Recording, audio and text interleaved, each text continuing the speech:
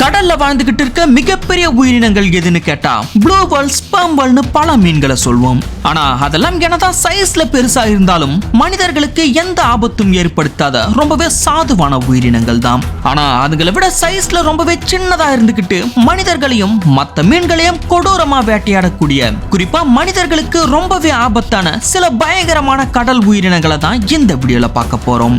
வீடியோக்குள்ள போறதுக்கு முன்னாடியே சொல்லிடுறேன், இது சீ கிரியேச்சர்ஸோட பார்ட் 2 வீடியோ. இதுக்கு அடுத்து பார்ட் 3யும் இருக்கு. பட் ஒரு 10,000 லைக்ஸ் வந்தாதான் பார்ட் 3 போடலாம்னு இருக்கேன். சோ வீடியோ பார்க்கறவங்க எல்லாம் ஒரு லைக் பண்ணுங்க. அண்ட் பார்ட் 3 வேணுமா அப்படின்றத இப்பவே கமெண்ட்ல சொல்லுங்க. முக்கியமா சப்ஸ்கிரைப் பண்ணாதவங்க சேனலை சப்ஸ்கிரைப் பண்ணி அந்த பெல் ஐக்கனை ஆல்ல போட்டுக்கோங்க. வீடியோக்குள்ள போயிடலாம். ப்ளூ ரிங்டு ஆக்டோபஸ் பார்க்க ரொம்பவே சின்னதாகவும் கொஞ்சம் வினோதமாகவும் இருக்க இந்த ப்ளூ ரிங்டு ஆக்டோபஸ் உலகத்திலேயே ரொம்பவே ஆபத்தான கடல் வாழ் உயிரினங்கள்ல ஒன்னா இருக்கு. மெரைன் பயாலஜிஸ்ட் இதை ஒரு ஏலியன் கிரியேச்சர்னு சொல்றாங்க. காரணம், இந்த ஆக்டோபஸோட உடல் முழுவதும் நீல நிற வளையங்கள் போன்ற வடிவங்கள் இருக்குல்ல. பார்க்க சாதாரணமா இருக்க இந்த வளையங்கள் இதுக்கு ஏதாவது ஆபத்து வரதை உணரும் போது இந்த மாதிரி பெருசாகி க்ளோ ஆகுற மாதிரி தெரியும். இதனாலதான் மெரைன் பயாலஜிஸ்ட் இதை ஏலியன் கிரியேச்சர்னு சொல்றாங்க. அண்ட் ப்ளூ ரிங்டு ஆக்டோபஸ்னு பேர் வந்ததுக்கான காரணமும் இதோட உடல் மேல இருக்க இந்த வினோதமான நீல நிற வளையங்கள் தான். சைஸ்ல ரொம்பவே சின்னதா இருக்க இந்த ஆக்டோபஸ்கள் நீங்க நினைக்கிறத விடவே சின்னதா இருக்கும். அதாவது ஒரு மனிதனோட உள்ளங்கை அளவுக்கு தான் இருக்கும். ஆனா இதோட சைஸை வச்சு இதை சாதாரணமா நினைச்சிடாதீங்க. கடுகு சிறுத்தாலும் காரம் குறையாதுன்னு சொல்வாங்கல்ல, தலைவன் அந்த ரகம். பிகாஸ் இதோட உடல்ல இருக்க விஷம் கொடூரமான டெட்ரோடோடாக்சின் வகையை சார்ந்தது. இது சைனைடை விட 100 மடங்கு பவர்ஃபுல்லானது. உதாரணத்துக்கு இந்த ஆக்டோபஸோட ஒரு துளி விஷத்தால 26 மனிதர்களை ஒரு நிமிஷத்துக்குள்ளேயே கொன்னுட முடியும்னா பாத்துக்கோங்க. இதுல இன்னும் மோசமான விஷயம் என்னன்னா, இந்த ஆக்டோபஸ் மனிதர்களை கடிச்சா சுத்தமா வலியே தெரியாதுங்க. அதனால தங்களோட உயிருக்கு ஆபத்து ஏற்பட்டு இருக்கு அப்படின்றத கூட யாரும் உணர முடியாது. விஷம் உடலுக்குள்ள வேலை செய்ய தொடங்கின பிறகு நிலைமை மொத்தமா மாறிடும். இன்னும் அதிர்ச்சியான விஷயம் என்னன்னா, இந்த ஆக்டோபஸோட விஷத்துக்கு இதுவரைக்கும் ஆன்டிவனம் கண்டுபிடிக்கவே முடியல. சோ இந்த ஆக்டோபஸ் நம்மளை கடிச்சாலும் இது கடிச்சிருக்கு அப்படின்றத நம்மளால உணரவே முடியாது. அப்படின்றதால நம்ம இதுக்காக சரியான நேரத்துக்குள்ள ட்ரீட்மெண்ட் எடுக்கவும் வாய்ப்பு இல்லை. அப்படி ஒருவேளை கடிச்சிருக்குன்னு உணர்ந்து ட்ரீட்மெண்ட் எடுக்கலாம்னு ஹாஸ்பிட்டல் போனாலும் இதோட அந்த கொடூரமான விஷத்தை முறியடிக்கிற மருந்து, அதாவது ஆன்டிவனமும் கிடைக்காது. சோ கண்டிப்பா மரணம் தான். அதனாலதான் இந்த ப்ளூ ரிங்டு ஆக்டோபஸ் கிட்ட கடி வாங்குறதும் யமனோட பாசக்கயிறை எடுத்து நம்மளே நம்ம கழுத்தை சுத்திக்கிறதும் ஒண்ணுன்னு சொல்வாங்க. Giant Moreh eel. கடல்ல கிட்டத்தட்ட 200க்கும் அதிகமான ஈல் வகைகள் இருக்கு. ஆனா அதுல ரொம்பவே தனித்துவமான, அதே சமயம் ரொம்பவே ஆபத்தான ஒரு ஈல் வகை தான் இந்த ஜெயண்ட் மோரே ஈல். இந்த ஈல் வகை பெரும்பாலும் இந்திய பெருங்கடல் மற்றும் பசிபிக் பெருங்கடல் பகுதிகளில் தான் அதிக அளவுல காணப்படுது. இது சராசரியா 3 மீட்டர் நீளமும் 30 கிலோ எடை வரைக்கும் வளரக்கூடியது. பார்க்க கொஞ்சம் பயமுறுத்துற தோற்றம் கொண்டிருந்தாலும் இந்த ஜெயண்ட் மோரே ஈல் எப்பவுமே தாக்குற தன்மை கொண்ட ஈல் இல்ல. பெரும்பாலான நேரங்கள்ல இது பாறை இடுக்குகள்ல மறைஞ்சியே வாழ விரும்பும். ஆனா இதுக்கு ஆபத்து ஏற்பட்டதா உணர்ந்தாலோ இல்ல யாராவது இதை தொந்தரவு செஞ்சாலோ இது ரொம்பவே ஆக்ரோஷமா மாறி கொடூரமா அட்டாக் பண்ண ஆரம்பிச்சிடும். இந்த ஈலோட ரொம்பவே யூனிக்கான அம்சமே இதோட பல்லமைப்பு தாங்க. மத்த எந்த உயிரினங்களுக்கும் இல்லாத மாதிரி இதுக்கு 2 அடுக்கு பற்கள் இருக்கும். அதாவது இதுக்கு வெளிப்புற தாடையில கூர்மையான பற்கள் இருக்கிறதோடு தொண்டையோட உள்பகுதியில இன்னொரு செட் பற்களும் இருக்கும். இறைய முதல்ல வெளிப்புற பற்களால் பிடிச்ச பிறகு உள்ள இருக்க அந்த 2வது தாடையை பயன்படுத்தி உள்ள இழுத்து உணவாக்கிக்கும். இந்த திறமை கடல் வாழ் உயிரினங்கள்லயே இந்த ஈலை தவிர வேற எந்த உயிரினத்துக்கும் கிடையாது. ஜெயண்ட் மோரே ஈல்கள் பெரும்பாலும் ஆக்டோபஸ், நண்டுகள், சிறிய மீன்கள், சில சமயம் சிறிய சுறாக்களை கூட வேட்டையாடி சாப்பிடக்கூடியது. கடல்ல இது பெரும்பாலும் மனிதர்களை வேட்டையாடக்கூடிய உயிரினம் இல்லை அப்படின்னாலும் இதை தொந்தரவு பண்ணாலோ இல்ல இதுக்கு அச்சுறுத்தலா செயல்பட்டாலோ ரொம்பவே ஆபத்தான ஒரு கடல் வாழ் பிரெடேட்டரா மாறி கொடூரமா அட்டாக் பண்ண ஆரம்பிச்சிடும். அதனாலதான் ஸ்கூபா டைவர்களும் கடல் ஆராய்ச்சியாளர்களும் இந்த ஈலை பார்த்தாலே அது பக்கத்துல போகவே பயப்படுவாங்க. Stone fish. கடலின் அடிப்பகுதியில பாறைகள் மற்றும் பவள பாறைகளுக்கு நடுவுல மறைஞ்சு வாழ்ந்துகிட்டு இருக்க உலகத்திலேயே ரொம்பவே ஆபத்தான மற்றும் அதிக விஷத்தன்மை வாய்ந்த ஒரு மீன் தான் இந்த ஸ்டோன் ஃபிஷ். பெரும்பாலும் இந்திய பெருங்கடல் மற்றும் பசிபிக் பெருங்கடல்களோட ஆழம் குறைந்த கடற்கரைகள்ல அதிகமா காணப்படுற இந்த மீன்கள் 16 இன்ச் வரைக்கும் தான் வளரக்கூடியது. ஆனா இதை நீங்க தூக்கி பார்த்தீங்கன்னா இதோட சைஸை விடவே ரொம்ப கனமா இதை ஒரு பாறையை தூக்குற மாதிரி ஃபீல் ஆகும்.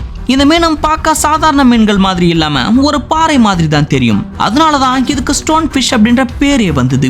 அண்ட் பேருக்கு ஏற்ற மாதிரியே இந்த மீன்கள் மற்ற மீன்கள் கூட இல்லாம கடல்ல இருக்க பாறைகள் மற்றும் பவள பாறைகளோடு கலந்து போயிருக்கும். இந்த ஸ்டோன் ஃபிஷ் தான் உலகத்திலேயே ரொம்பவே ஆபத்தான மற்றும் அதிக விஷத்தன்மை வாய்ந்த மீன் சொல்லியிருந்தல்ல. அதுக்கான காரணம் இதோட முதுகு பகுதியில் இருக்க அந்த கூர்மையான விஷ முட்கள் தான். இந்த மீன்கள் கடலோட ஆழம் குறைந்த கரை பகுதிகளில் தான் அதிகபட்சம் இருக்கும் அப்படின்றதால நம்ம தெரியாதனமா இது மேல காலை வச்சோம்னா இதோட கொடிய விஷத்தை நம்ம உடலுக்குள்ள இறக்கிடும். இதோட விஷத்துல ரொம்பவே கொடிய நியூரோடாக்சின் இருக்கிறதால இந்த விஷம் மனிதர்களோட உடம்புக்குள்ள இறங்கினா அடுத்த ஒரு சில நிமிஷங்கள்லயே தாங்கவே முடியாத வலி, தசை செயலிழப்பு மற்றும் சுவாச பிரச்சனை போன்ற அபாயங்கள் ஏற்பட்டு இறந்தே கூட போயிடுவாங்க. சில சமயங்கள்ல விஷம் உடல்ல இறங்கினா அடுத்த சில நொடிகள்லயே ஹார்ட் அட்டாக்கே வந்து இறந்து போயிடவும் வாய்ப்பு இருக்கு. அதனாலதான் இந்த ஸ்டோன் ஃபிஷ் உலகத்திலேயே அதிக விஷத்தன்மை வாய்ந்த ரொம்பவே ஆபத்தான மீனா கருதப்படுது. மேலும் பயத்தை ஏற்படுத்தக்கூடிய விஷயம் என்னன்னா, இந்த மீன் இறந்தே போயிட்டா கூட இதோட முட்கள்ல விஷம் இருக்கும். அதனால கடற்கரையில நடக்கும்போது இறந்து கரை ஒதுங்கி இருக்க ஸ்டோன் ஃபிஷ் மேல தெரியாதனமா கால் வச்சிட்டீங்கன்னா கூட உங்களை காப்பாத்துறது ரொம்பவே கஷ்டம். சோ நெக்ஸ்ட் டைம் பீச்ல நடந்து போகும்போது பார்த்து சேஃபா கால் வச்சு நடந்து போங்க. லயன் ஃபிஷ் கடல்ல வாழுற ரொம்பவே அழகான மீன்கள்ல ஒன்னா கருதப்படுறதுதான் இந்த லயன் ஃபிஷ். நீண்ட வண்ணமயமான துடுப்புகள், கோடுகள் நிறைந்த உடல் மற்றும் விசிறி போல விரிந்த தோற்றம் காரணமா இந்த மீனை பார்த்த உடனே எல்லாருக்கும் பிடிச்சிடும். ஆனா இந்த அழகான தோற்றத்துக்கு பின்னாடி ஒரு ஆபத்து மறைஞ்சிருக்கு. இந்த லயன் ஃபிஷ்ஷோட உடலை சுத்தி பல கூர்மையான முட்கள் இருக்கும். குறிப்பா இதோட முதுகு பகுதியில கடுமையான விஷ முட்கள் இருக்கும். சோ அழகா இருக்க கையில எடுக்கலாம்னு யாராவது இந்த மீனை தொட்டா இதோட விஷ முட்கள் குத்தி அந்த வலி சில மணி நேரங்கள் இல்ல பல நாட்கள் வரைக்கும் நீடிக்கும். சிலருக்கு வீக்கம், மயக்கம், காய்ச்சல் போன்ற அபாயங்கள் கூட ஏற்படும். பட் இதுல ஒரு நல்ல விஷயம் என்னன்னா, இந்த மீனோட விஷம் மனிதர்களுக்கு உயிரிழப்பை ஏற்படுத்துற அளவுக்கு ஆபத்தானது இல்ல. கிரேட் பேரகுடா கடல்ல வாழுற மிகவும் வேகமான வேட்டையாளி மீன் தான் இந்த கிரேட் பேரகுடா. பார்க்க நீளமாவும் ஒல்லியாவும் இருக்க இந்த மீன் பொதுவா 2 மீட்டர் நீளம் வரைக்கும் வளரக்கூடியது. உடல் அமைப்பு முழுவதும் வேகமா நீந்துறதுக்கு ஏற்ற வகையில வடிவமைக்கப்பட்டிருக்கிறதால இரைய சும்மா மின்னல் வேகத்துல தாக்குற திறன் கொண்டிருக்கு. இந்த மீனோட மிகவும் பயமுறுத்துற அம்சம் இதோட பற்கள் தான். இதோட வாயில லேசர் பிளேட் போல ரொம்பவே கூர்மையான பற்கள் இருக்கும். இந்த கூர்மையான பற்களை வச்சு இரைய கவ்வி பிடிக்கும் போது எப்பேற்பட்ட கடினமான இரையோட தோலையும் சர்வ சாதாரணமா கிழிச்சுக்கிட்டு பற்கள் உள்ள இறங்கிடும். மேலும் கிரேட் பேரகுடா வேகமா நீந்தக்கூடியது அப்படின்றதால இரைய துரத்தும் போது திடீர்னு வேகத்தை அதிகரிச்சு தாக்கும். அப்படி இரைய துரத்தும் போது சில நேரங்கள்ல தண்ணிக்கு மேல பாய்ந்து குதிக்கிறதையும் நம்மளால பார்க்க முடியும். இது பொதுவா மனிதர்களை வேட்டையாடாது. ஆனா தன்னை தற்காத்துக்கிறதுக்காகவோ பயத்தினாலோ தாக்குச்சுன்னா இது கடிச்ச இடத்துல ரொம்பவே ஆழமான காயம் ஏற்படுறதோட கடுமையான வலியும் அதிக இரத்த கசிவும் ஏற்படக்கூடும். இதோட வேகமும் துல்லியமான தாக்கும் திறமையும் தான் கடல்ல இத பயங்கர திறமையான வேட்டையாளியா மாற்றி இருக்கு. கடல்ல வாழற பல சிறிய மீன்களுக்கெல்லாம் இந்த பேரகுடா ஒரு அசுரன் மாதிரி தான். சோ சின்ன மீன்கள் எல்லாம் இத பார்த்தாலே அங்கிருந்து தெரிச்சு ஓடிடும். பாக்ஸ் ஜெல்லி ஃபிஷ் ஒரு சாதாரண ஜெல்லி ஃபிஷ்ஷால மனிதர்களை கொல்ல முடியுமான்னு கேட்டீங்கன்னா முடியும். அதுவும் இந்த ஜெல்லி ஃபிஷ்ஷால வெறும் 5 நிமிஷத்துக்குள்ளேயே கொன்னுட முடியும். உலகத்துல எத்தனையோ ஜெல்லி ஃபிஷ் இனங்கள் இருக்கு. ஆனா மனிதர்களுக்கு ரொம்பவே ஆபத்தான ஒரு ஜெல்லி ஃபிஷ் தான் இந்த பாக்ஸ் ஜெல்லி ஃபிஷ். இது பார்க்க சாதாரணமா தெரிஞ்சாலும் இதோட அதிகப்படியான விஷத்தன்மை காரணமா தான் இது கடல்ல வாழற மிகவும் ஆபத்தான உயிரினங்கள் பட்டியல்ல இடம் பிடிச்சிருக்கு. இந்த பாக்ஸ் ஜெல்லி ஃபிஷ்கள் பெரும்பாலும் ஆஸ்திரேலியா மற்றும் இந்தோ பசிபிக் பெருங்கடல்ல தான் அதிக அளவுல காணப்படுது. இதோட சைஸ் வெறும் 8 to 12 இன்ச் அளவுக்கு தான் இருக்கும். ஆனா இதுல இருந்து தொங்குற நீளமான டென்டகல்ஸ் கிட்டத்தட்ட 10 அடி நீளம் வரைக்கும் வளரக்கூடியது. இந்த நீளமான டென்டகல்ஸ்ல தான் இதோட மொத்த விஷமும் அடங்கி இருக்கும். இதோட விஷம் மனிதர்களோட நரம்பு மண்டலம், இதயம் மற்றும் உடலின் பல முக்கிய உறுப்புகளை ஒரே நேரத்துல பாதிக்கிற அளவுக்கு பயங்கரமான நச்சுத்தன்மை கொண்டது. இதோட இந்த டென்டகல்ஸ் மனிதர்களோட உடல்ல பட்ட உடனே பட்ட இடத்துல கடுமையான எரிச்சல் ஏற்படும். இந்த எரிச்சல் கொதிக்கிற நெருப்பால நம்ம தோலை சுட்டு எரிக்கிற மாதிரியான வலிக்கு நிகராக இருக்கும். பிறகு விஷம் உடல்ல செயல்பட தொடங்கின ஒரு சில நிமிடங்கள்லயே உடலோட பல முக்கிய உறுப்புகள் செயலிழந்து இறந்தே போவாங்க. சில சமயங்கள்ல டென்டகல்ஸ் பட்ட உடனே கார்டியாக் அரெஸ்ட் ஏற்பட்டு இறந்து போகும் வாய்ப்பு இருக்கு. இதுல மோசமான விஷயம் என்னன்னா, இந்த அளவுக்கு கடுமையான விஷத்தன்மை கொண்டுள்ள இந்த ஜெல்லி ஃபிஷ்ஷோட உடல் டிரான்ஸ்பரன்சியா இருக்கும் அப்படின்றதால தண்ணிக்குள்ள இது இருக்கிறத நம்மளால அவ்வளவு சுலபமா கவனிக்கவும் முடியாது. சோ ஏதாவது கடல் பகுதியில இந்த ஜெல்லி ஃபிஷ் இனங்கள் இருக்குன்னு செய்தி கேள்விப்பட்டாலே நம்ம அது பக்கமே போகக்கூடாது. கில்லர் வேல் கடல்ல வாழுற ரொம்பவே புத்திசாலித்தனமான அதே சமயம் ரொம்பவே சக்தி வாய்ந்த ஒரு பிரெடேட்டர், அதாவது வேட்டையாளி இனம் தான் இந்த கில்லர் வேல். இதுக்கு ஓர்கா அப்படின்னு இன்னொரு பேரும் இருக்கு. கில்லர் வேல் அப்படின்ற பேரை கேட்டதும் பலரும் இது திமிங்கலம் வகையை சேர்ந்ததுன்னு நினைக்கிறாங்க. ஆனா இது உண்மையிலேயே ஒரு டால்பின் குடும்பத்தை சேர்ந்த உயிரினம். இந்த கில்லர் வேல்கள் பெரும்பாலும் உலகின் அனைத்து பெருங்கடல் பகுதிகளிலும் காணப்படுது. குறிப்பா குளிரான கடல் பகுதிகளில் அதிகமா வாழ்ந்தாலும் வெப்பமான கடல்களையும் இவைகள் சுற்றி திரியும். இது அதிகபட்சம் 20 முதல் 30 அடி நிலம் வரைக்கும் வளரக்கூடியது. அண்ட் இதோட எடை கிட்டத்தட்ட 6000 கிலோ வரைக்கும் இருக்கும். இந்த கில்லர் வேல்கள் கடல்ல மணிக்கு 50 கிலோமீட்டர் வேகத்துல நீந்தக்கூடியது.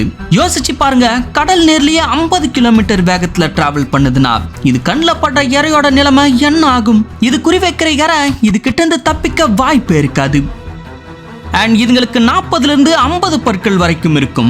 ஒவ்வொரு பற்களும் கிட்டத்தட்ட 4 இன்ச் டயாமீட்டர் அளவுக்கு பெருசா இருக்கும். இந்த பல்லமைப்பு பார்க்க பயமா இல்லைனாலும் இதோட பைட் ஃபோர்ஸ் கிட்டத்தட்ட 19,000 PSI வரைக்கும் இருக்கும். சோ கடல்ல வாழற உயிரினங்கள்லயே அதிக பைட் ஃபோர்ஸ் கொண்ட உயிரினங்கள்ல ஒண்ணு அப்படின்ற பெருமையும் இதுக்கு இருக்கு. மேலும் இந்த கில்லர் வேலோட மிகப்பெரிய பலமே இதோட புத்திசாலித்தனம் தான். பார்க்க எப்பவும் சிரிச்ச மாதிரியான முகத்தோடு பவ்யமான தோற்றத்துல இருந்தாலும் வேட்டையாடுறதுன்னு வந்துட்டா இது வேற மாதிரி மாறிடும். கூட்டமா வேட்டையாடும் திறன், திட்டமிட்டு தாக்குவது மற்றும் ஒண்ணுக்கொன்னு தகவல் பகிர்ந்து செயல்படுவது போன்ற திறமைகள் இதுங்களுக்கு இருக்கிறதால சில சமயங்கள்ல இதுங்க கூட்டமா சேர்ந்து பெரிய சுறாக்கள் மற்றும் திமிங்கலங்களை கூட வேட்டையாடி கொன்னுடும். பட் இதை விட இன்னும் பல கொடூரமான உயிரினங்களும் கடல்ல வாழ்ந்துகிட்டு தான் இருக்கு. அதையெல்லாம் பார்ட் 3 வீடியோல பாப்பீங்க. சோ வீடியோட ஸ்டார்டிங்ல சொன்ன மாதிரியே ஒரு 10,000 லைக்ஸ் வந்துச்சுன்னா இதோட பார்ட் 3 வீடியோ போடுறேன். சோ எல்லாரும் லைக் பண்ணுங்க. பார்ட் 3 வேணுமா அப்படின்றத கமெண்ட்ல சொல்லுங்க. முக்கியமா சப்ஸ்கிரைப் பண்ணாதவங்க சேனலை சப்ஸ்கிரைப் பண்ணி அந்த பெல் ஐக்கான ஆன்ல போட்டுக்கோங்க. அடுத்த வீடியோல பார்க்கலாம்.